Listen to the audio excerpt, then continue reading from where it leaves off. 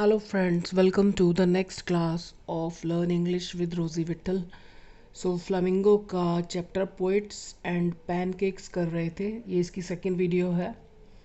जिन लोगों का मेकअप उस बल्बों और शीशों से भरे मेकअप रूम में किया जाता था, उन्हें आग्नेय यानी आग से भरी दुर्दशा से गुजरना पड़ता था।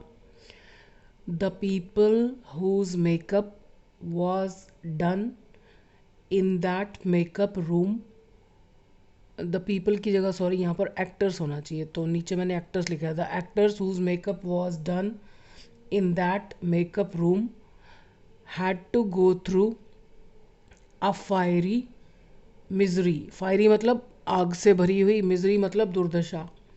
बिकॉज क्योंकि वहाँ बहुत ज़्यादा हीट होती थी, because there would be excessive heat. Bulbs, बहुत बड़े बड़े बल्ब्स जल रहे होते थे, फिर शीशे से रिफ्लेक्शंस पड़ता था।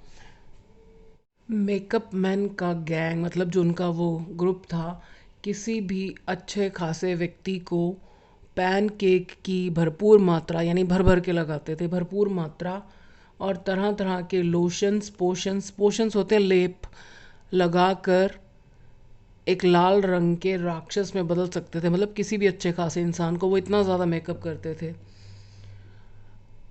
The gang of the makeup men could change any decent looking person into a hideous होता है भद्दा, क्रिम्सन होता है लाल, ह्यूड मतलब रंग वाला, लाल रंग वाला, hideous crimson hued monster राक्षस, by applying truckloads. Truckloads means in huge quantities of pancake, a variety of lotions and potions।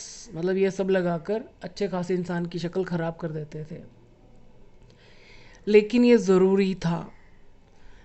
But it was necessary, यानी उनको ऐसा उनका चेहरा पोतना ज़रूरी था, क्योंकि उस समय 95% शूटिंग इनडोर होती थी, यानी अंदर होती थी, बाहर खुले में नहीं होती थी। Because 95% shooting was done indoors. और उस लीपा पोती वाले चेहरे और वह आग उगलने वाला मेकअप रूम उन चेहरों को कैमरों में प्रेजेंटेबल दिखाने में सहायता करती थे, ये दोनों चीज़ें।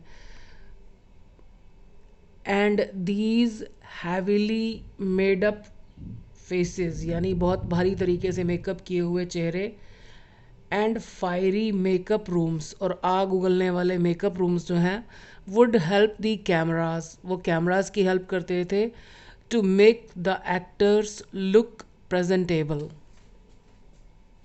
मेकअप मैन की एक्टर्स की सीनियरिटी के आधार पर एक स्ट्रिक्ट श्रेणी क्रम होता था मेकअप मैन का। There was a strict hierarchy, hierarchy होता है श्रेणी क्रम, मतलब चेन जैसे श्रेणी से, according to seniority. So there was a strict hierarchy मतलब chain of makeup man corresponding to the seniority of the actors. Corresponding मतलब के हिसाब से, किसके हिसाब से? To the seniority of the actors, यानी सबसे बड़े वाले एक्टर का मेकअप सबसे बड़े वाला मेकअप मैन करेगा, फिर उससे छोटे वाले का मेकअप उससे छोटा मेकअप आर्टिस्ट करेगा। सो इस तरह से ये चेन बनी हुई थी।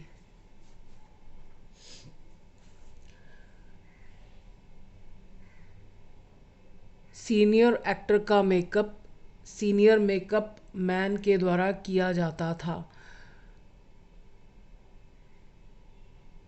The makeup of the senior most actor was done by the senior most makeup man।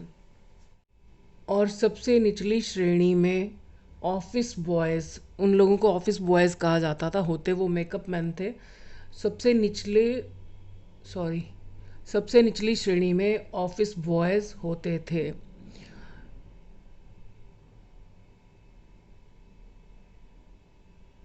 The office boys were at the lowest level of this chain. जो भीड़ का रोल निभाने वाले कलाकारों का मेकअप करते थे,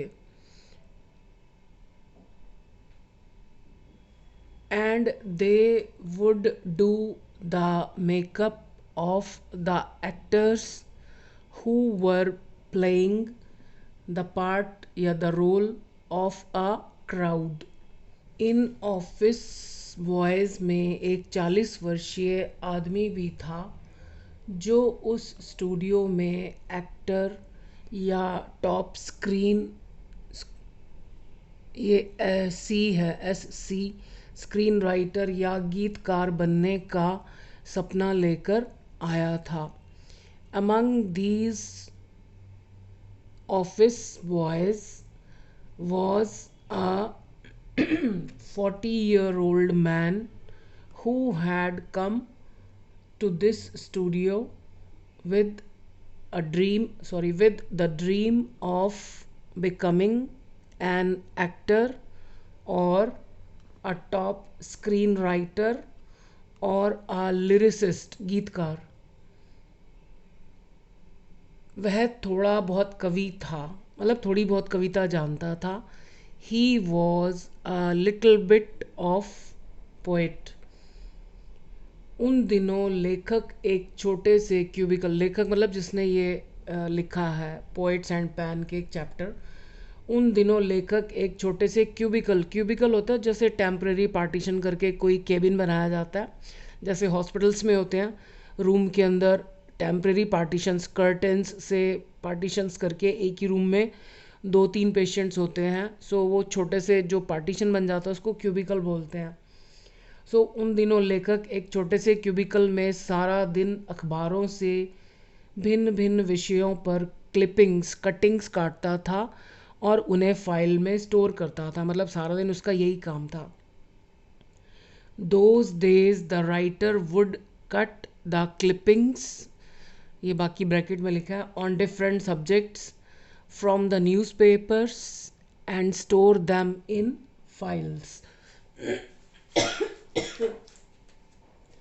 सो ये हमारी सॉरी सेकेंड वीडियो हो गई पैनकेक्स, पोएट्स एंड पैनकेक्स पर। सो आई होप इन वीडियो से आपको हेल्प मिल रही होगी। सो अच्छे से मेहनत कीजिएगा। जिन लोगों को ग्रामर में प्रॉब्लम है, टेंसेस नहीं आते, तो उनके लिए लिखना थोड़ा सा मुश्किल होगा। टेंसेस और जो मेन टॉपिक्स हैं, टेंसेस, वॉइस, कंडीशनल्स, मोडाल्स, 5-6 ही हैं, उन पर भी वीडियोस हैं, आप उनको भी देख सकते हैं। अभी आप भरपूर मेहनत कीजिए तो आपका पूरे साल की मेहनत कामयाब होगी। तो जिन लोगों को ग्रामर में बहुत ज़्यादा परेशानी है तो मैं उनसे कहूँगी कि पहले वो उन टॉपिक्स पर प्रैक्टिस करें। बहुत ज़्यादा समय नहीं लगेगा, क्योंकि उसके बाद ही आप इसको करेंगे तो ज़्यादा अच्छा रहेगा, मिस्टेक्स नहीं होंगी। नहीं तो फिर रट्टा लगा कर करना पड़ेगा, जैसे आपको ठीक लगे। So I wish you all the best. Thank you for watching this video.